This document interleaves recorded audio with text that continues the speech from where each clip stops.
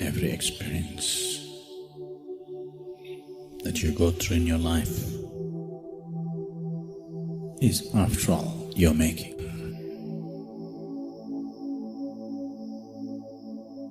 If only you could be conscious.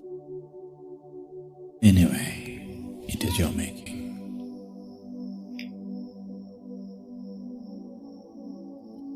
You would definitely choose the sweetest way to be.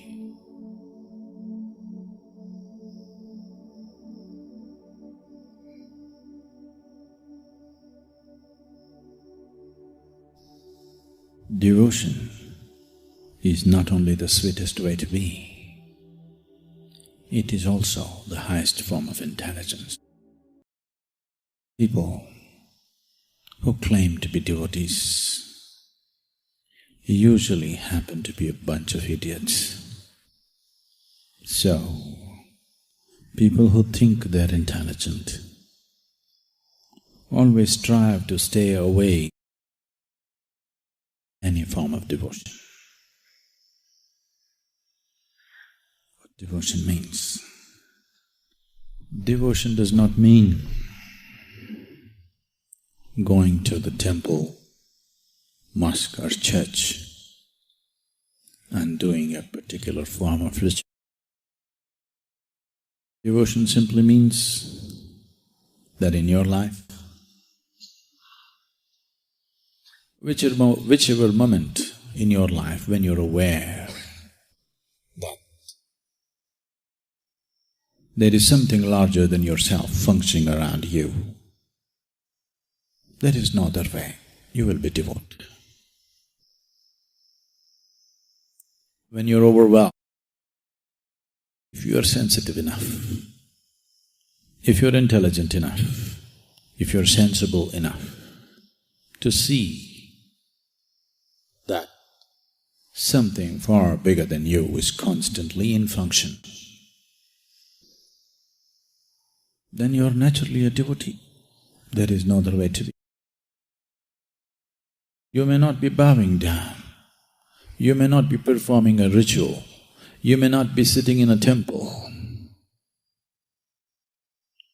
you may not be doing any of those standard things which are expected. You may be not dressed like one, maybe your clothes are not printed with God's name, maybe you never uttered God's name in your mouth. But if you're aware, if you're conscious that something far larger than you is in function right now, you are naturally a devotee, there is no other way to be. When you're obsessed by the power of your muscle or the power of your mind or what silly little things that you can do, and you think that's everything, only then you're not a devotee. In that condition, you cannot be a devotee. When you think you're everything, you cannot be a devotee.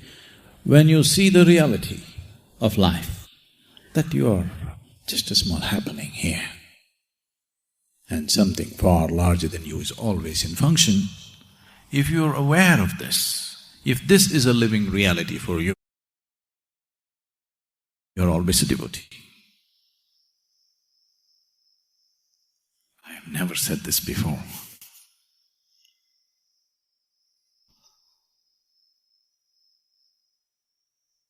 I hesitate to say this because the word will spread and spoil my reputation. That I'm a devotee. Oh, come on, Sadhguru, you are a devotee, you're arrogant.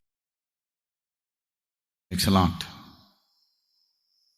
Takes a lot to look arrogant.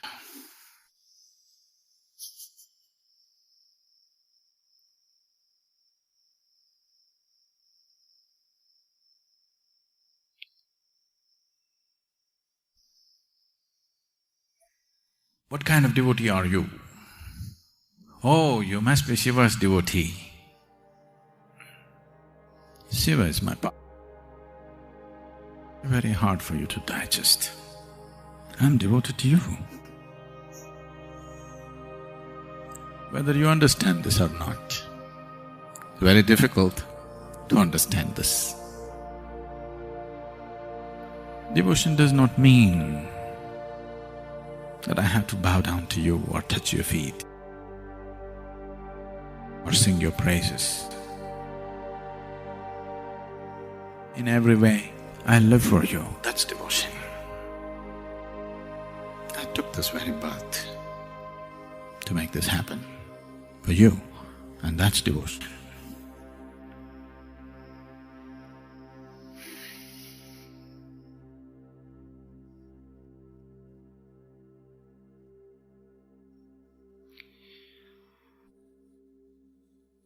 When you hold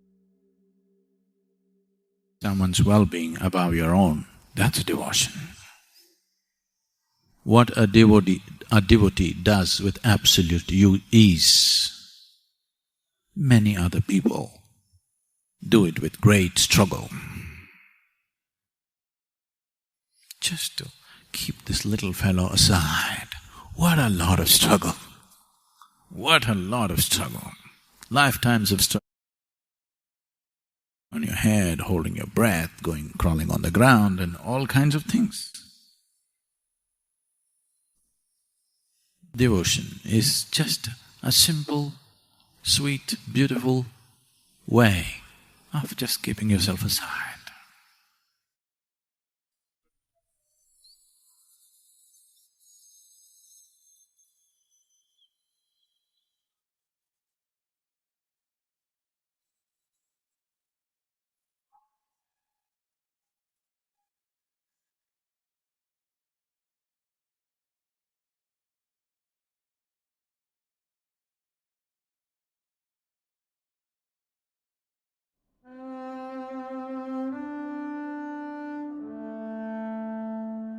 Pranam Sadhguru, my name is Kapil Dev Behel. In our quest for a better life, growth and quality of life, human beings are depleting natural resources. We hear of younger generation blaming this generation for dwindling the planet of ecology, environment. Do you believe that human beings are heading towards water wars and disaster before we come out from the brink, or do you have faith in human ingenuity? This is… see, we must understand this. We are talking about all kinds of things. Right now, they're negotiating hard in Paris, where India and other countries, which are called as the basic countries, which essentially, this is an idea that we've been talking about for the last 20 years. I've been speaking about this at various forums, saying that let's talk per capita division of consumption and carbon footprint. If we do that, in India we hardly have a footprint because most people are living in shacks, they're not consuming really anything, they're not leaving a carbon footprint. If the man disappears tomorrow, he's not left a footprint, all right? But they want a different kind of thing. This is a deal which has to be hard negotiated, that's happened. Leaving this aside, what you're trying to ultimately do is to curtail human aspiration. You will not succeed, believe me. There are people I know in California homes, earlier they were driving Prius, now they're all into Tesla, but in their garage they got 2 Ferraris. Or they got a big SUV, okay? This is when they go to the office, when they go to social gatherings, they want to be seen in an electric car. When they go out with the family, they want to ram a 6-cylinder car, all right?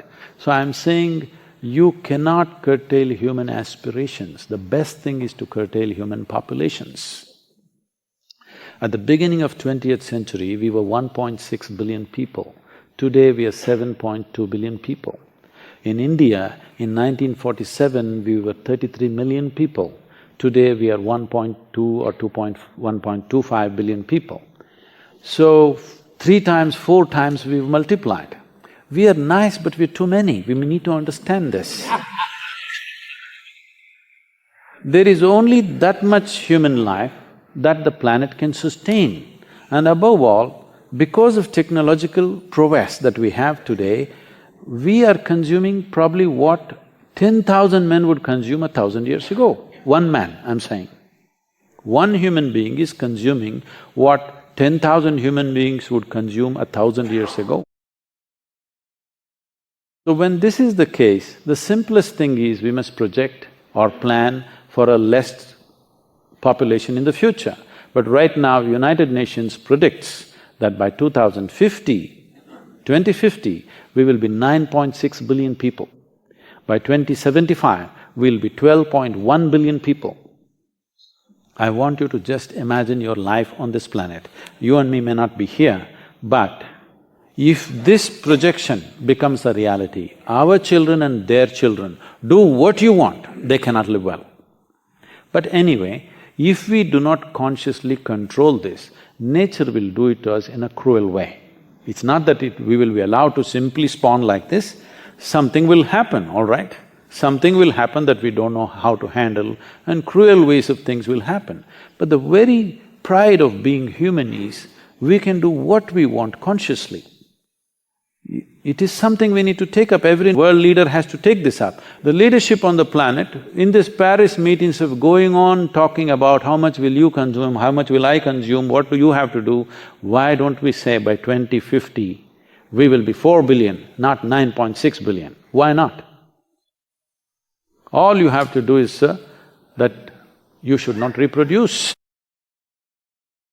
People are talking about the economic dividend of having a young population. Definitely it is true, right now we have to take advantage of that. But this was a few years ago in 2006, when we were at Davos, there were a whole lot of union ministers and others, they were all gloating, we are the youngest nation, we are the youngest nation. I asked a simple question, where are the old people? They said, no, we are the youngest, that is okay, but where are the old people? In India, people don't get old, they die soon. That is why we are the youngest nation, you better know that. We can take advantage of the situation now, but we can't gloat about it. It's not something that we created, it is something that's unfortunately happened to us. Because in 1947, the average life expectancy of an Indian was 28 years. Today it's come to 64, that's average. But I'm telling you, if you divide urban and rural, urban may be around 70, rural is around 50. 50 is not a time to die for a man.